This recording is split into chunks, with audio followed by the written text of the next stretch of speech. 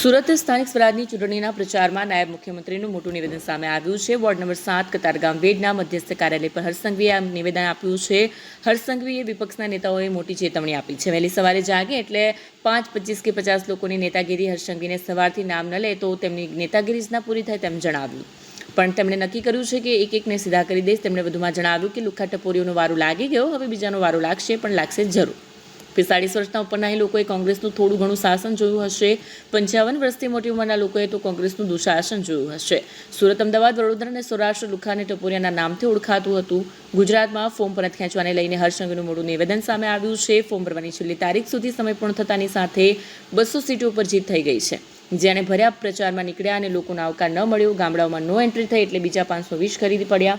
ગઈકાલ સાંજ સુધીમાં ભાજપની 720 સીટ ઉપર વિજય હાંસિલ થઈ ગયો છે। હવે 1000 કિલોમીટરનો રોડ બન્યો હોય, આમાંથી કેટલા લોકો એવા છે કે જેને પોતાનું ઘર પોતે બનાવ્યું છે? હાથ ઊંચા કરે ખાલી। બાકીના લોકો આજુબાજુ અંતર હોય, પોતે બનાવ્યું હોય, પોતે ખરીદ્યું હોય, એવા લોકો હાથ ઊંચા કરે। મારે આજે તમને સૌને સવાલ પૂછવો છે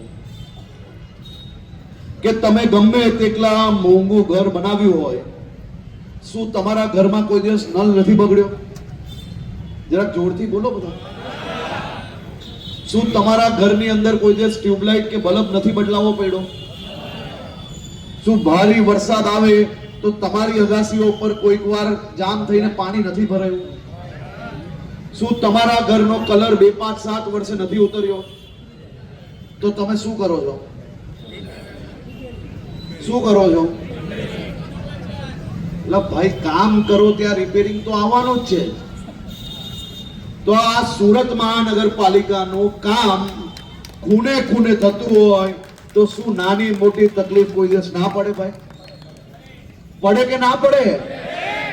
જેને સમજ પડતી હોય મારી જોડે હાથ ઊંચો કરીને કે પડે કે ના પડે? હવે રોડ પર ક્યાંક નાનો ખાડો પડ્યો હોય અને ખાડો ના પૂરીએ ને તો આપણી ભૂલ કહેવાય। પણ ભારે વરસાદ પડ્યો હોય ને કઈ ખાડો પડી ગયો અને અહીંયાથી કોઈએ આ ભારતીય જનતા પાર્ટીના કાર્યકર્તાને ફોન કર્યો અને એ કાર્યકર્તા પોતાની એક્ટિવામાં પેટ્રોલ બાલીને કોર્પોરેટર સુધી પહોંચે, એ કોર્પોરેટર મહાનગરપાલિકામાં જઈને ફોલોઅપ કરે અને રોડ બનાવરાવે, એ સારું કે ખાલી દરરોજ સવારે ઉઠીને મોબાઈલ ફોન લઈને ખાડામાં બેસીને પાણીમાં બેસીને વિડીયો બનાવીને 10 રીલ બનાવે, એમાંથી એક રીલ જે લાગતી હોય સારી એ તમારા સુધી પહોંચાડે, એ સારું કે કામનો નિકાલ લાવે? એ સારો કામનો નિકાલ જોઈએ કે દરરોજ સવારે જાગીને માત્ર પ્રશ્નના વિડીયો બનાવીને આખો દિવસ ચારે તરફ ફરીને કતારગામ વિસ્તારમાં કોઈ અડધો માલ વધારે બનાવ્યો તેની તોડ પાડે? એ ચાલે? કોણ ચાલે ભાઈ?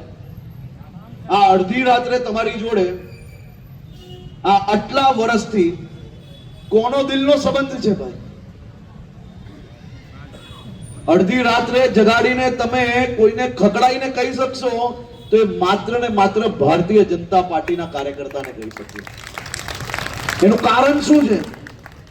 એનું કારણ એકમાત્ર છે, કારણ કે એના ઉપર તમારો પૂરેપૂરો હક છે। એમ જ તમારી જોડે અમારા દિલના સંબંધ હોય તો અમારો બી તમારી જોડે એટલો જ મોટો હક છે। ગુજરાતની જનતા, ગુજરાતના નાગરિકો અને ભારતીય જનતા પાર્ટી આ દેશ નહીં દુનિયાનું સૌથી મોટું સહકુટુંબ છે। અહીંયા બેઠેલામાંથી 80% લોકોનો વિકાસ એ ભારતીય જનતા પાર્ટીની સરકાર આવી ને તેના પછી જ થયો હશે। તમે બધા પોતપોતાના પરિવારમાં વડીલોને જઈને પૂછજો।